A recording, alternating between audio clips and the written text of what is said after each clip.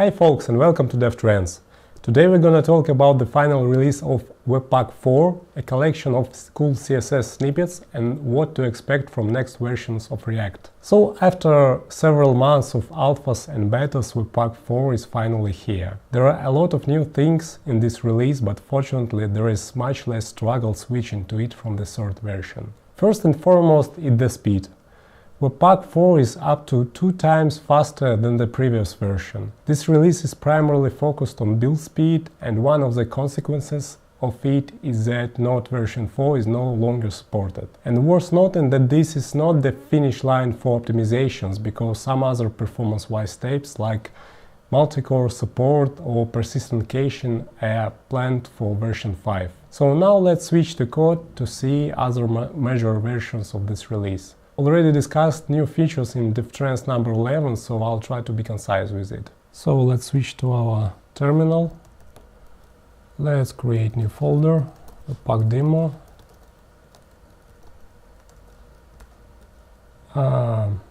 Let's do npm init here. So now Webpack is split into 2 packages.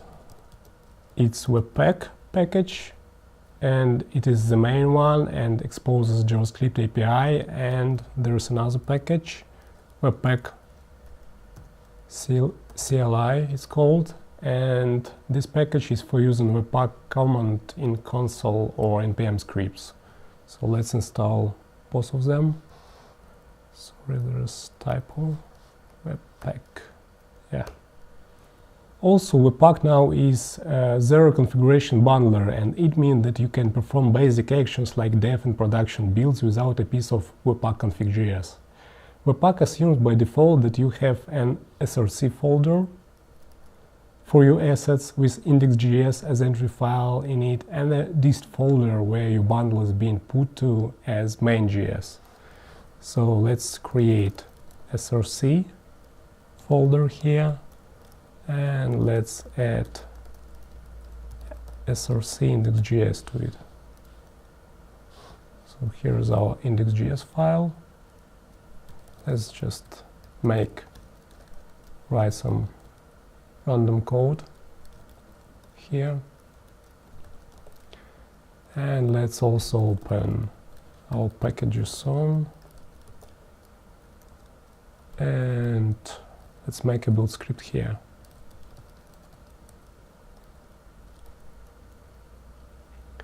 So let it be just Webpack.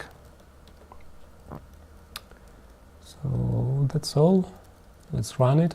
npm run build.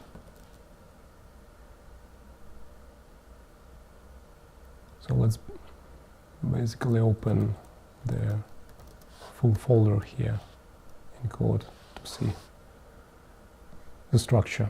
So you can see there is our src folder with index.js in it, and here is our dist folder where the final bundle is put. So you can see that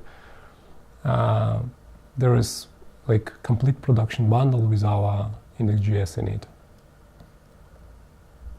And we didn't write a single line of config.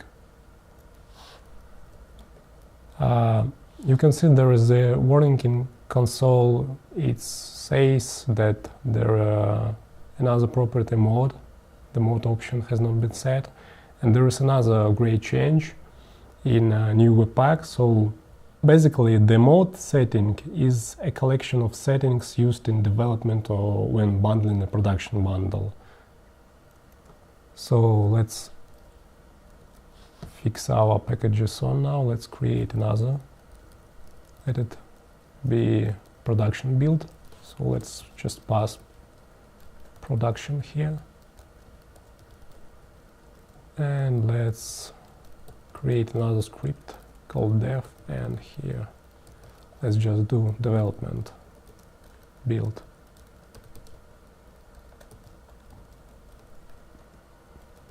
Let's save it and let's run it. npm run dev.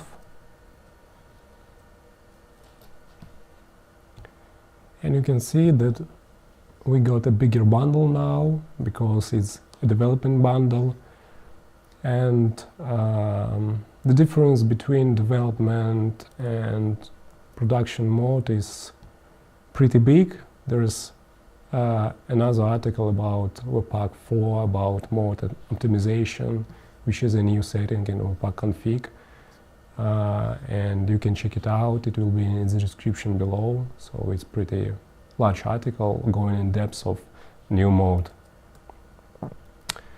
And when we run npm build,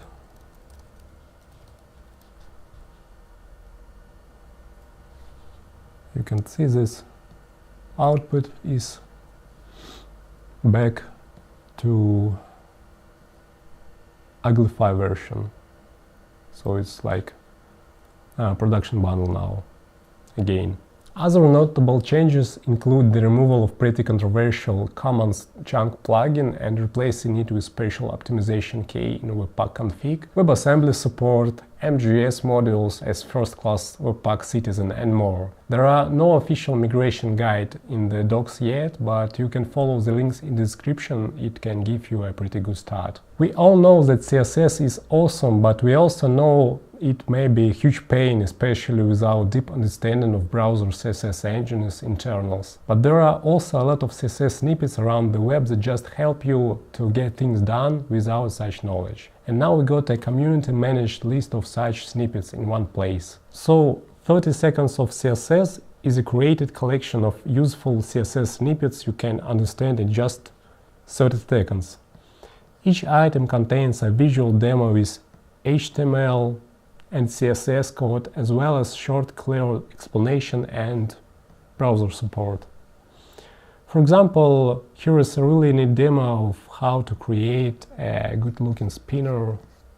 Let's switch to it. Here is it, donut spinner, without JavaScript or some using of some pseudo elements. And for example, it also includes a collection of popular isn't functions exposed as CSS variables, so you can easily just put it in your code if your browser supports CSS custom purposes, of course, and just to use these functions. And going through all the stuff of 30 seconds of CSS takes about 5 or 10 minutes, but the outcome is really much greater.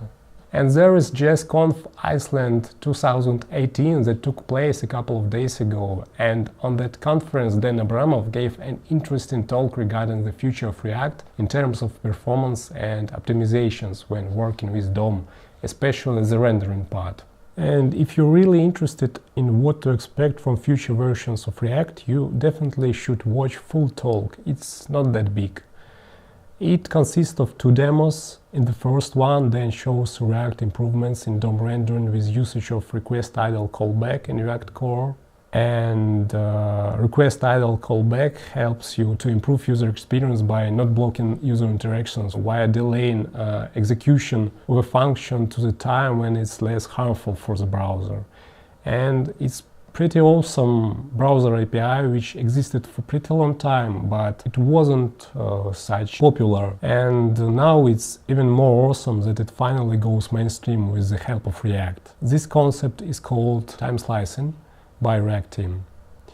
And there is another demo in the video, you can watch it. Dan shows a new set of React APIs created specifically to handle asynchronous loading of components. So it's basically a React loadable implemented in the React core and powered with many real neat features. You can perform a fine-tuned handling on how components load on fast and slow networks, and your overall application will still stay responsible for every and each user.